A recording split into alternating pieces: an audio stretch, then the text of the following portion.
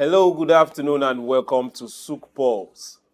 I'm happy, and I know it's Wednesday on your own end because here in Lagos, Nigeria, on the 16th floor of one of the tallest buildings in Africa, it is Wednesday and it is 4 o'clock. Time for SOUQ Pulse. For those that are wondering, we tell you don't keep quiet. Not just don't keep quiet, because if we keep talking, if you're not silent, I'm not, then our collective communication gets heard. And no matter what issue it is, the negativities can always be there. But we focus looking at, yes, there's a problem, but in that solution lies the profit, lies the business, lies the opportunities. Then we ask you, what exactly is your country importing more? What exactly is making the FX in your country go high? What exactly is your country not producing? We talk. What policies are working, what are not working? We talk. Where are those loans coming from and what burden is it putting? We talk.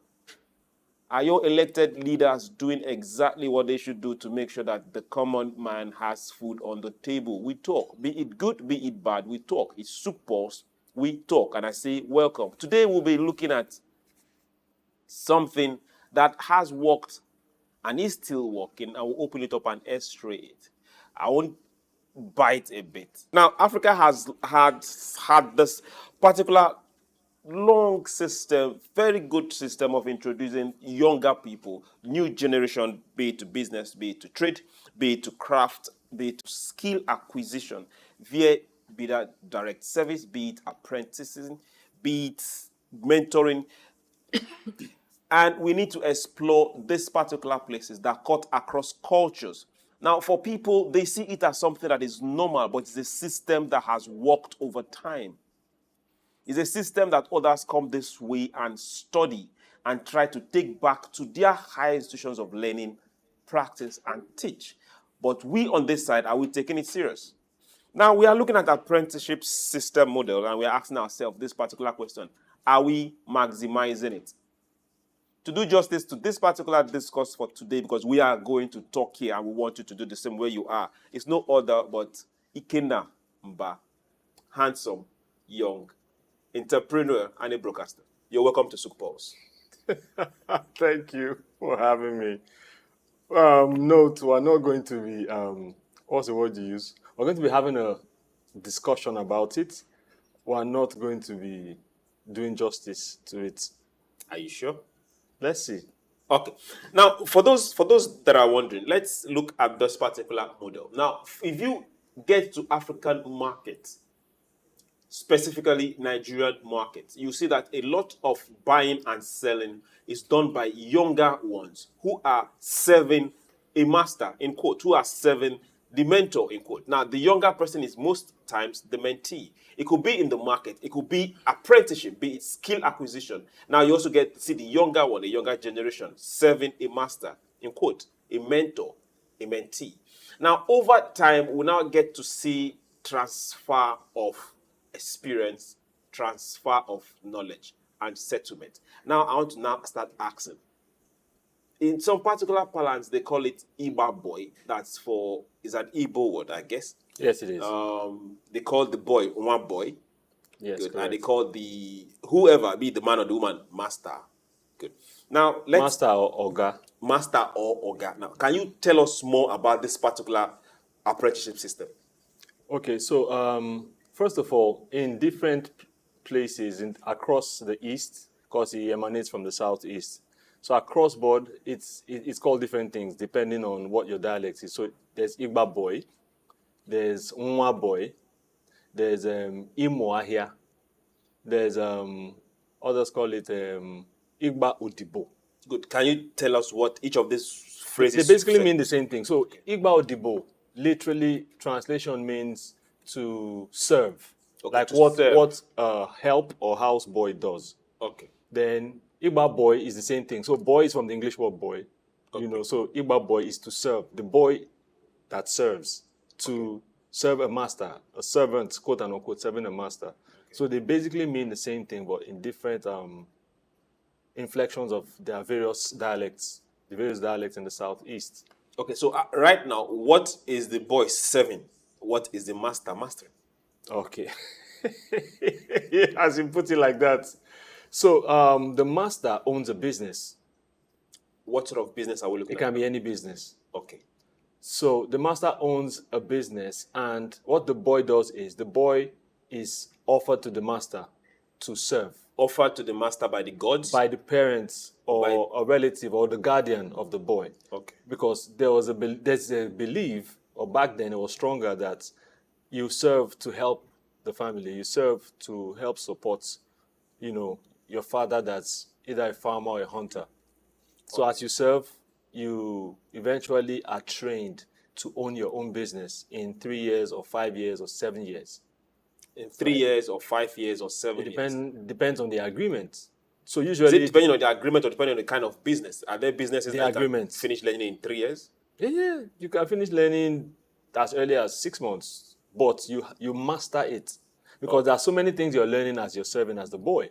So you're learning bookkeeping, Okay. you're learning to negotiate, Okay. you're learning what products or what like they call it ngwafia moves in what season. You're learning. the product, the ingwafia meaning like stock of Yes. whatever business Yes, the person is because doing. many times it's not just one thing. For instance, it could be spare parts, and when it's spare parts, it's either the engine or it's the lights or it's The body. yes. So it's different things. So you know how what sells and where and to whom, and you know how to negotiate. You know how to mark up. So markup for this might be different from markup for that. So these are a series of things that the boy is learning during that whole period of time. So in 3 years, you're a master. In 5 years, you have mastered. It's not like you're a master, but you have mastered the art of buying and selling, bookkeeping, how to keep your books, and all the basic things. Then Can we call this a form of education? it is. Oh, Okay. oh, it is, but it's not learned in a classroom. Education is not allowed, it's not all about going to Of the course, classroom. of Education course. is not even about going to the classroom.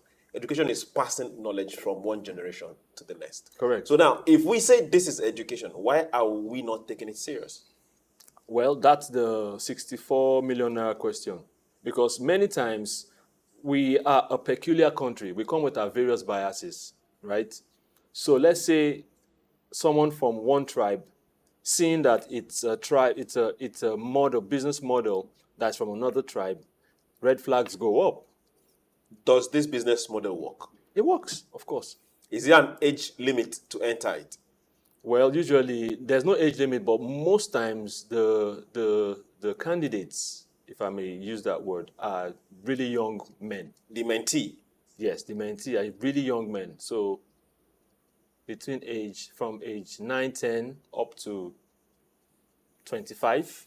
It can even be older, depending on how. If we are looking at age If you're a 9, late 10, bloomer, if you are looking at age 9, 10, which means it's not just the business. Where are they staying? Where are they living? Are they're living with their guardians. Okay, they are living with the master. No. So that might be part of, that's why I talked about negotiation. That might be Okay. part of the agreement.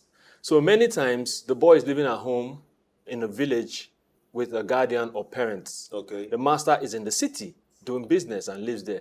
So sometimes the boy, after the agreement is reached, the boy is crossed over Okay, the boy relocates and goes to and live live with the master. while learning. So While he learning. goes to the shop from or the goes master's to the master's home and come back together. So he feeds there at home, goes to work from there. That's one. Another offering is the boy lives in the same city as the master. So he goes from his own house, from his parents' house, to the shop and back to his parents' house. But that's usually not as frequent as more that like the one that lives mentee in the- that lives with the with mentor. the master. Yes. Okay. Now, if we say the mentee is living with the mentor at that particular young age, that means the greater part of his formative years is spent with With the master. mentor. Yes. Which means it's the mentor's responsibility to mold this person. Right. And at the end of molding this person, say between 5, 7, or thereabout, at the end of molding this person, what happens? So what happens is there's a agreement. Many times, even that's one of the things I love about Igbo Boy. Many times it's an unspoken agreement, a gentleman's handshake, if you may say. There's no paperwork. I don't. Oh, there's no Many paper. times there's no paperwork. It's my word that I give you, and I stand by it. Although a When you few say there's times, no paperwork, people come to the community, they sit around, and there's an agreement. Okay, you yes, are taking my child, or you're taking my word, or you're yes, taking my kid, and yes. you are going with the kid for this period of time. Not you are Or, taking, we're giving okay, you we are because giving you, we're the one that wants it for our son. okay, we are giving you this child of ours. You're living with you for this period of time. Yes. And we're looking forward that this person will come back better than he's living. Obviously, Good. And there's no agreement or no paperwork. no paperwork. Okay. That's the Any level of form the of trust. libation, like, No, none. okay. The thing is, there's that trust as well as the fear of not failing at your word. The fear of failing at your when you have given your word. Like, okay, you are giving this boy to me. Okay, I'm going to take care of him. I'm going to train him. At the end of 3, 5, 7 years, it depends on how long they agreed. Okay. I'll give him X amount of money, 5 million, 7 million, 3 million, to start his own business. If you say you are giving the boy 5 million, 7 million, let's say 7, 4, 5 years ago, and let's say I'm just talking right now, dollar does what it did in the last 1 year. Well, excuse me, dollar doesn't come in here, doesn't affect it, because if for instance, if the amount is low, the master can mark up. Okay. It happens. Like, Okay. okay, It's I not something know, that- I it's know, not- we it's agreed not on 5 something that million. is cast on stone. No, it's not cast in stone. Many times it is, but the master is considerate. He sees what's going on with what's going on right now. He can say, okay, I know we talked about. I said I was going to give you 5 million, but I'll give you 7 million. Okay. Now That let's happens. let's now ask some direct questions. Yes. How long? Okay, you said depending on the business, but generally, what is like the lowest or what's like the highest? How long is the mentee likely going to spend with the mentor? So that's why it's not cast in stone. But what you agree on is what it will be. So many times the boy might decide to stay longer. It's boy, but boy, like a servant. So he might decide to stay longer and the master agrees. Or if the master feel like he's not ready, he stays longer with the master. Okay. And it's seen that he actually isn't ready, not because what he has promised to give isn't available. Okay. So it's 3 years, 5 years, 7 years at most. Okay, let's go back to when we started. You take a young boy, a young child, Yeah. at 7, Okay. and the child spends 7 years with you. The child is barely 14. Giving a child that amount of money or opening a business for that child at that amount at that point in time at 14 is advisable. Well, surprisingly, the boy is trained at that stage. He Yes. knows something that many people don't know. And he Yes. actually is given that money, but he's supervised by his parents. So will that child be allowed to go live by himself? Okay, now I think you've even I'm getting there. I'm getting there. Okay. So when he's 14, let's assume he's 14. He started Okay. at 7. After 7 years. At 14 is ready. Okay. So that many options. It's open-ended. It's unofficial. Oh, that's the word. So the master gives him his 5 million that was agreed on, or his 7 million. His parents are in the know now because he's going back. He's 14. He's going back to his family house. But a shop is opened for him. Who does the opening? His parents and the master. Okay, the master. Yes. Okay. I They think stock up. Okay. They order the goods. He has, everything is set up for him. Okay. What he was doing for the master, he begins what to do he's for himself and his family. So his mom might even resume with him. His brothers might be working with him. And the amazing thing is, it's a cycle. So when an Igbo boy graduates and he's given his money and his shop is opened, he gets his little cousins, he gets his younger brothers, and he trains them. In the same line Same of what line. he has learned. Yeah. Okay. So they what finish point- at 5, 7 years. He gives them the same amount. They go. So it's a ripple effect. That's why you see a lot of Igbo men that are rich from a young age, because they've begun to do these businesses and see these profits at that very young Did they age. go to do the business or they went to learn a trade? They learn They've gone to learn They the learn trade. how to do the business. Good. Now, at what point in time does the mentor leave the mentee? Even after the settlement is done, does he still keep eye on No. the mentee? No, unless if he's young, like we're talking about, case in point, he's 14. So the mentor the master knows that this boy is ready. He doesn't need to look at whatever the boy is doing. So what happens? The guidance now comes from the parents. Guidance in the sense that he's helped to manage the money. He's helped to manage his profits because that's what the master was doing when the boy was learning. Because of course you can't let a young boy of 14, do millions of naira of business, and it's easy to be distracted. Of course, you're still a little boy. So that's where your father, your mother, or whoever your guardian comes in and he's helping you. It's the boy's business, but the help comes, the molding, the keeping an eye in, okay, there's still that, of course, you can't stay out late. There's still that, okay, you can't, do this and that. You can't drive X kind of car. You can't wear And X live kind this of kind things. of life. Yes, you can't. So the molding is still there, but it's his business and he's running his business. Okay. Who do you think, I'm looking at for those that start very early and have to get this success rate this early, who are they most likely to listen to? The parent, the guardian, or the mentor? And when you say listen to, it depends. Many times it's how you are raised at home. That's where either the problem or the good blessings come. The blessings come from. So if you're already that kind of a child, there's nobody you would listen to. But one of the things that the Igbo boy does for you is it molds you. Because many times, more times than often, it's the boys that are, out there that are stubborn, that are the black sheep, that talked into wanting to get into the Igbo boy model system. So when they get to the master's house, there's that strong-handedness that comes with it, and they are tamed. Do you understand? So at the end of the day, when he finishes, he's sane.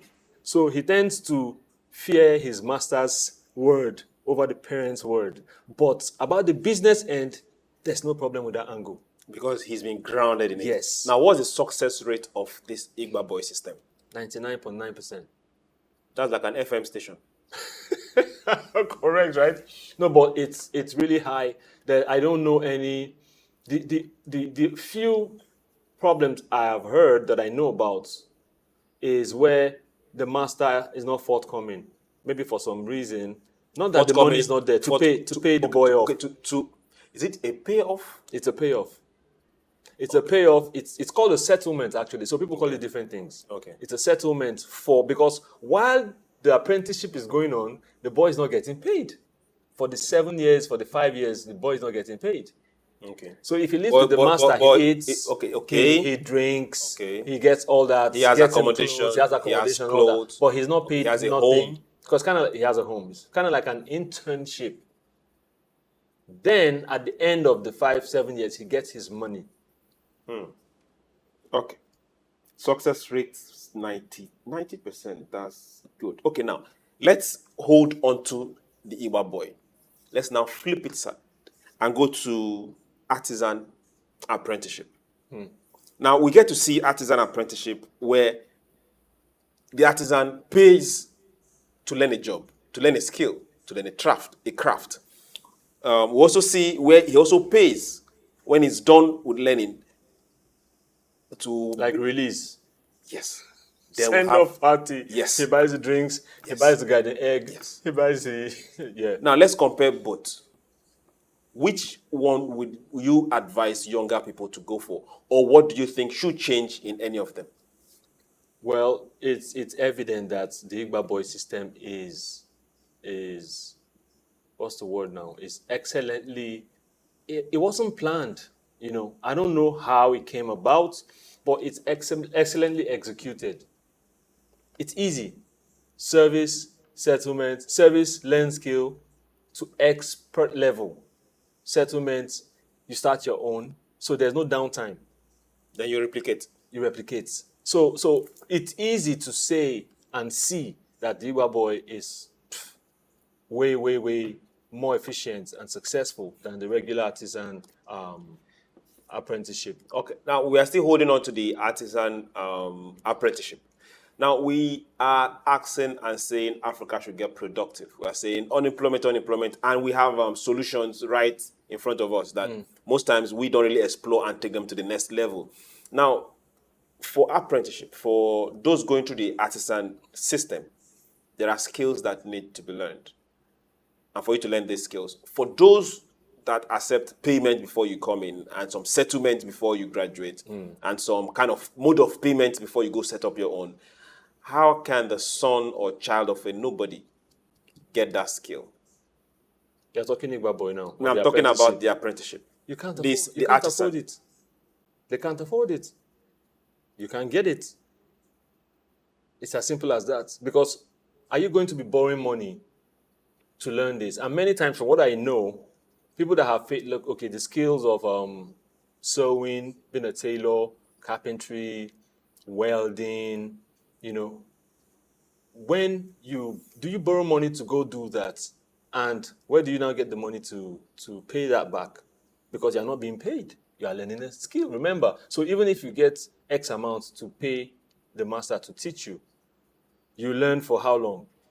A few months, a year, wherever, not up to a year even.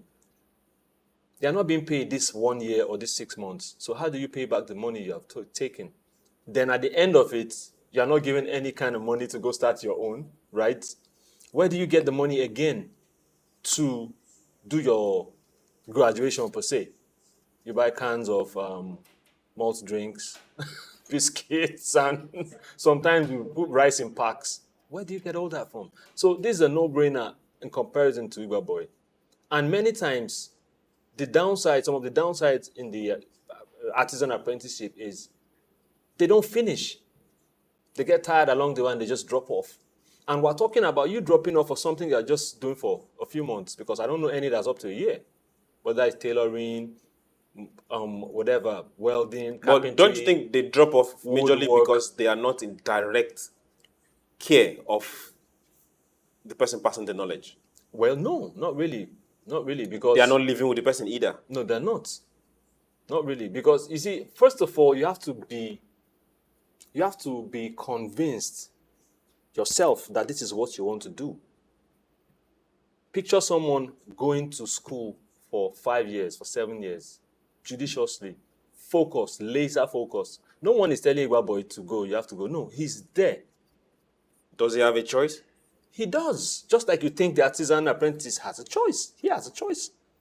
I want to play soccer.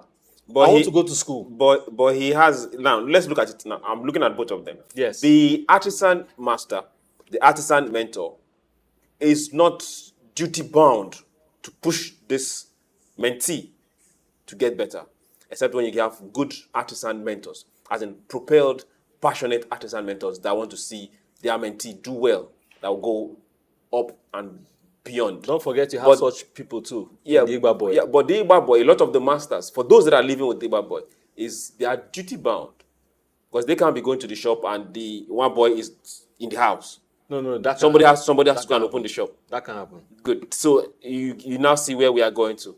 No, the but artisan knows that even without the artisan, you're not opening the shop. What you're doing is just to go there and learn your trade. Even without the boy. The Igbo boy is opening the shop. Good. So that's an extra job he's doing. He's not just learning the business. Yeah. He's helping to make sure that the life of the mentor is easier. Yes. And he's trained to also run not just the business or a new business or his business. He's also learning to run his family, to run himself. Again, so what can the artisan apprenticeship inculcate? Looking at both systems. Number one, it has to be something you want to do. That's where for your word like passionate comes in. For the mentee. Yes. Okay. Because it's the same as the artisan. You want to go learn a trade, you have to be sure that's what you want to do. You don't change your mind halfway. Let's say after like 2 months or a month, you're like, I want to go to school. You don't do that. You are in school already. Oh, but I want to go to a different kind of school. Or no, this is not happening. I want to go and learn Yahoo. Yahoo. Where do they learn that? Oh, yeah, it happens. Like, where do they learn that? Oh, they learn it. Like, you could teach me. If you're the expert, as you are the master, you could teach me. So the point being that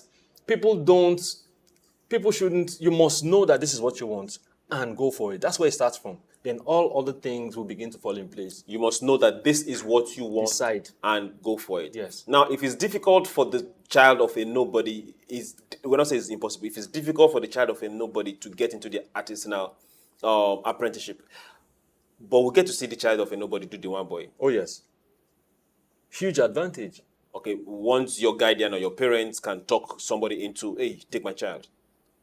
They're willing, always willing. There's never been a turn down unless the boy is really, really rascally that, you know, he begins to create problems for his master. Then he's like, Igwe, come and take your child.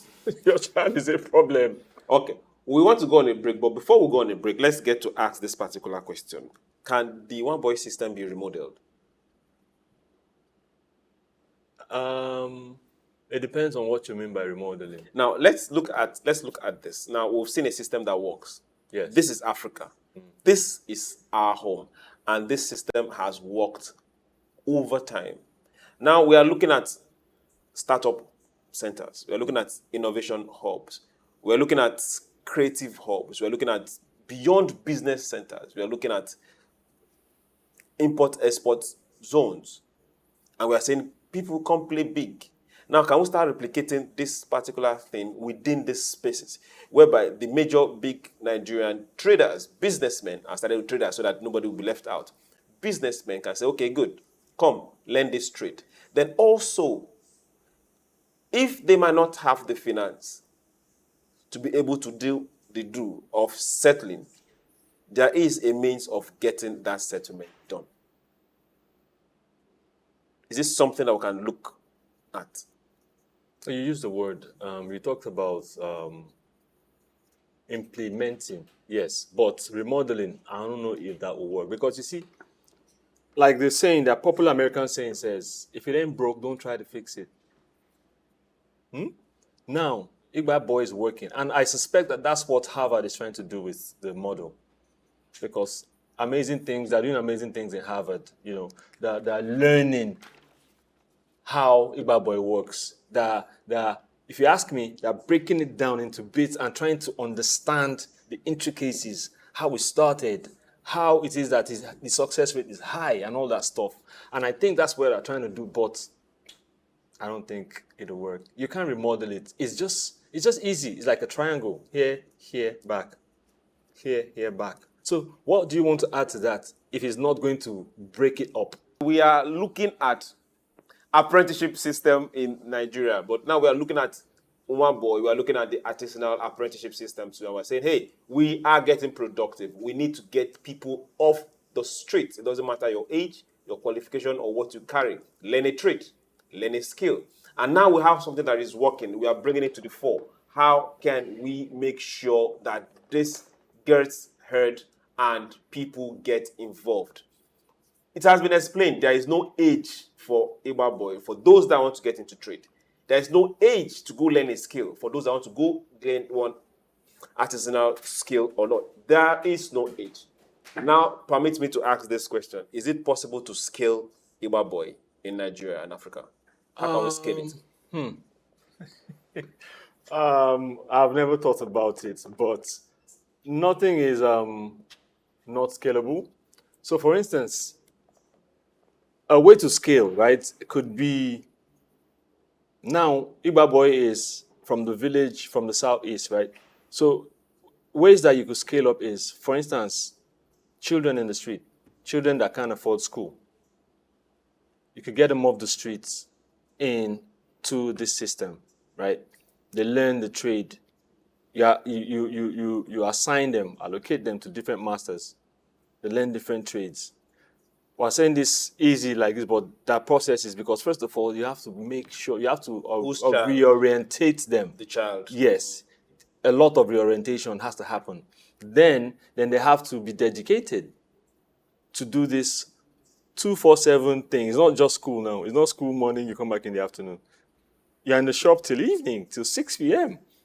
And even as you're going home, you're telling that guy that the parts will be in the shop the following day. You're negotiating, you're making sure the next guy doesn't make your sale. Do you understand? So the orientation has to happen, then you have to know that it's something you want to do. Then you have to do it. So we get these people. It's something you have to do. That you want to do. You want to do, yes. And you have to do it. Yes. Then it gets to the point where we talk about the settling now. Who is settling who? Because now I've taken it away from the village, from the actual environment where it thrives or where it began. So let's say you bring it to Lagos. So now you allocate to masters. The masters have to understand what we're going to do. What does this entail? You don't wake up one day and be like, you don't like this boy's face. You should come and go back to where it came from. Do you understand? Because many times, Igbo boy from the village is a relative. So worst case scenario, you're looking at him as your child. You look at him, you're like, if I conk your head now and you behave yourself, it's gone. You fix it, you start moving. But this one, those things will occur to you. In your mind, you're like, I don't know this guy from Adam. You can't be this boy. You can't be behaving like this. Didn't they give you home training? Of course they didn't give you. He's from the streets. So you are dealing with, you have more to deal with. And you have to be more emotionally intelligent to be able to. So these are obstacles, pros and cons that you have to pass through if you are going to scale this. If you are going to try to implement this outside of the environment where it thrives. Then after that, you are giving this little boy, we talked about 14, 7, from age 7 you learn to 14. You're looking at the boy, you're like, I'm going to give this guy 10 million. Because it's not, as the years go by, the money goes up. So you're like, I'm giving this boy 20 million, 15 million. No. So you see all the stages that needs to be passed to actualize this. It's going to be hard. Now, if you say it's going to be hard, let's now get to this next question. If we say we want to scale, which means whoever is trying to implement the scaling has some other plans. What about, we have a whole lot of grants coming from government that goes into small, medium scale businesses, micro businesses, and medium scale businesses. Can we say, okay, let's direct this particular grant to scaling up this particular business model? So let's say government in Kano or government in Benue decides, okay, good, we have 5,000 kids or 5,000 young men that we need to learn a trade or learn a skill. We say, okay, good, we have a budget of 20 million or a budget of 20 billion. Let's keep it down. Now, you guys, attach them somewhere. Mentor, it's up to you to mold these people. When you're done, don't worry, we will take the bill. Is it something we can explore? Not just for the Igbo boy, the same thing for the artisan apprenticeship. I like how you said attach them somewhere. It's not that easy. As much as I don't like to say never, but this, I don't know. You could, because when it has come out of that, when it has been removed from that place of functionality, that place of birth, Igbo boy is not Igbo boy anymore. Yes. For instance, you talked about grants. So now we're talking entrepreneurship. You're talking setting the boys up, giving them businesses. What if it's not Igbo boy anymore? What if government say, okay, good and fine, you're going to settle this guy in 20 years. Okay, you're going to settle this guy in 20 years. It's too far. You're going to settle. Please don't scare us like that. You're going to settle. It's not more than 7 years. You're going to settle this young man in 7 years. Okay, now in 7 years, let's say from the trade you do and the sort of capital you would need, you might need 5 million. Okay, take 5 million upfront, add it to your business, and let this boy trade with you. After 5 years or after 7 years, he must have made that profit and learned the business. Then from now, it's now within you to take the money you want to use and settle this boy. So it's not something that is doable, because we're looking at being able to make Africa productive. And for us to get productive, every hand must be on deck. Right. Remember, if you don't take care of that child will take care of you. In the wrong way. Yep. So is it doable? Is it something we can explore? We can explore. Oh yeah. See, the table is wide open. We can explore anything we put our minds to. But the thing is, will it work? You have to have thought it from beginning to the end and back to the beginning to be almost 100% sure that it's going to work. I don't think it will. It becomes something else. It's not Igbo boy now. It becomes something else. You can give it another name. Yes, but Igbo Street. You can give it any name. As long as we get productive, give it the name. So seriously, if we want to take children off the streets, it mustn't be children in the streets.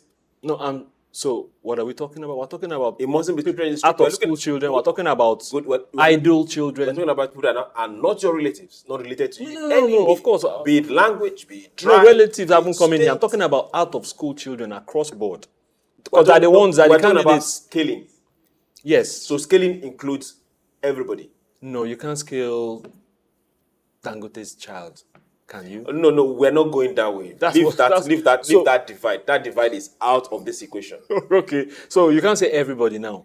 It's the people that need it. Because if you notice, even where Igbo boy happens, the Igwe's son is not a candidate. The Nzenozo's son are not candidates. Can you leave that class? No. That's what I'm saying. That's where I'm going to. Because when you say everybody, it's not for everybody. Okay. So we're looking at the people that need it. We're looking at the out-of-school children. We're looking at the children that are willing to learn a trade, to work. Because they're the ones that are not willing. There's nothing, like we talk about the gold ring and the big snout. There's nothing you will do. So you need to know how to find those people. Then not give up entirely on those ones. You could also see, okay, how do we change their minds? Do you need to show them certain things that they would long for? And you'll be like, okay, in 5 years, that's This you. could be you. You know, so there are things that the major parts, if we want to scale this, the major parts and thing we need to do is invest into that reorientation. It's time, it's money, it's big. That's where the work is. Every other thing can be. Invest into the orientation. Let me still hold you to this. Now, can we start looking at something different? Now, Igbo boy plays majorly in trade, Right. which means you're buying and selling. But we need to get more productive. Buying and selling of all kinds of things. I 100% agree with you. Now, what about producing the things that we are buying and selling? There's that So part. is there where we can get Igbo boy in production, in manufacturing? Yeah, we can. Tell us. We can. Okay, the period where the boy is learning, that could be one of the things he's learning. It's just that it's not one of the things the master is doing. It's not one of the work that the master is skilled in. The master is not producing. So if the master was producing, it would be one of the things that the boy will go away with. So if the master is not teaching production, manufacturing, an arm can be created, or how you infuse a new department in an organization, something like that, then the boy gets that as part of his training as he lives in 5-7 years. Okay. The boy gets that as he lives in 5-7 years. Can we start teaching Igbo boy in African schools? Yes. By God, yes, please. But that's the problem. Who's going to bail the cat? Tom, Jerry, you mean? Tom, the cat will bail himself. How can we? What do we need to do? What policies do we need to formulate? Who do we need to speak with? Who needs to hear us so that we'll start teaching these models in schools? So first of all, one of the things we have to do first is to sensitize the lawmakers first. They must see its advantage. They must see its profits. They must see how it will add to the economy. It's now left if they would accept, even after they see it, because we're heavily biased people in Nigeria. Heavily. So Are we going to play on the sense of biasness and go home hungry? we've been doing that forever. Are we not hungry right now? We're having food inflation. Akara woman says the dollar is affecting her price. Yes, but it is. Akara is going from 10 naira, 50 naira to 100 naira for one small akara. Thank you very much. Let's stay on Igbo boy. So no, we're going there. So see, the bias has always been there. We have to begin to think of ways to remove it, which is part of that sensitization we talked about for the Igbo boy, the reorientation. We all need that reorientation. Okay, if we say the bias, let's look at the eastern states themselves. Yes. To what extent have they institutionalized Igbo boy within the states, within the government itself? So now say, I don't know if you know where I'm coming from. Yeah, I understand. If the government take it as a policy within the state, other states will copy. Right. But the thing is, do they want to take it upon themselves to take it to schools? Because to them, this is my opinion now, to them, it's already happening on a different level, in a different scale. They're like, okay, it's school people already have the advantage. They're doing this. Which school people have the advantage? Children that are privileged to go to school. Okay. So it might be looked the upon. The boy, Yes. the mentee, is also in school. This is one thing we should start teaching people. Yes. That he is also in school. And for those that are wondering, sorry, you're going to hear it.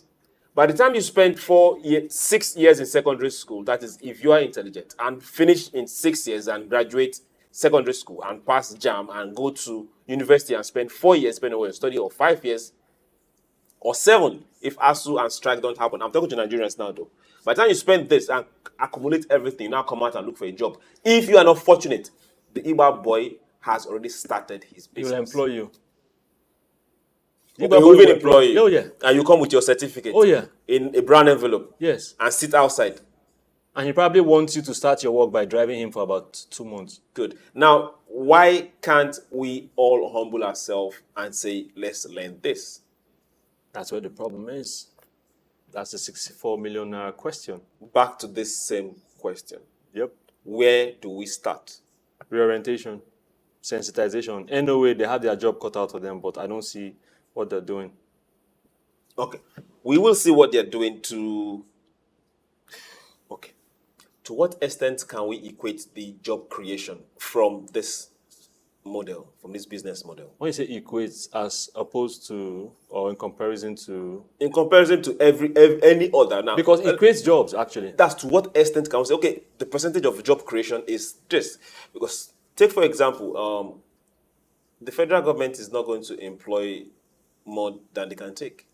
And for them to employ, that means people are retiring. They retire, they fill up the space. Right. They are not creating more agencies. Mind you, they are not. They are shutting down agencies. Right. Now, the private sector, except new companies come up, or they have a new branch, or they have a new plant, or they have a new product before they employ. Which means... New branch, new product. That's what the Igbo boy is doing. Which means the Igbo boy still... As he graduates, he sets up his own shop. He brings in 5 boys. In 5 years, 7 years, those 5 boys, he settles them. 3, 5, depending on the agreement, 5 million each. These 5 boys go get their own offices and shops. They bring 5 boys each. That's 25. Those 25 get into the market. They get their 5 million each. They each open their own shops. They each get 5 Igbo boys. Come on. So we're looking at a continuous circle of employment. Since the 1900s. That we have refused to take serious. Okay. Now, let's look at business capital. It's another problem. Is it possible, is it likely that after spending this amount of time, they live without money? No. They live without capital? No. Never. Never. When you say never with all certainty. Yes. That's why I told you the only exception is if the master thinks maybe the Igbo boy has stolen from him or steals from him and he can prove it, then he reserves the choice not to pay the boy for good reasons, which, you know, as long as he can prove it. But besides that, I told you it's a gentleman handshake, seemingly almost. His word is his bond. So that carpet, because that's what was agreed upon. That's the crux of creating the business, the new business. Because you're replicating yourself. It's like a branch. It's like a franchisee. So you're sending the boy off. So he's opening another branch of you. It's not a branch, but it's his. So it's like replicating. It's like starting new businesses and employing new people. So you don't want to be the one that will stop it. Especially when the other masters hear that, Chuks is the one that threw a wedge in this works, you know. It's been nice talking to you today. It's been nice being on this show. Thank you very much, Ikenna. For those that are wondering, his full name is Ikenna Mba, and you're welcome to SOUQ Pulse again and again. Thank you very much. Pleasure is mine. Thank you. Now, for those that have been part of this particular show today, we keep telling you we need to get productive, and there is no better way to get productive than really getting our hands dirty and doing it. Now, let's face ourselves, look at the mirror, and tell ourselves this basic truth. We need to start solving African problems with African solutions. Those textbooks that we studied in school, good, beautiful, but when it comes to African problems, we have a peculiar situation. And our solutions that have worked is what we should look at and proffer theories and solutions that work. The Igbo boy system works. The artisan apprenticeship works. If we need to fine-tune any or both of them, we should do. and make sure we adopt them and get people working. Thank you very much. We'll do this again tomorrow. My name is Chuks, John Rogers Chuks. It's been beautiful hanging out with you. Have a beautiful evening. Bye.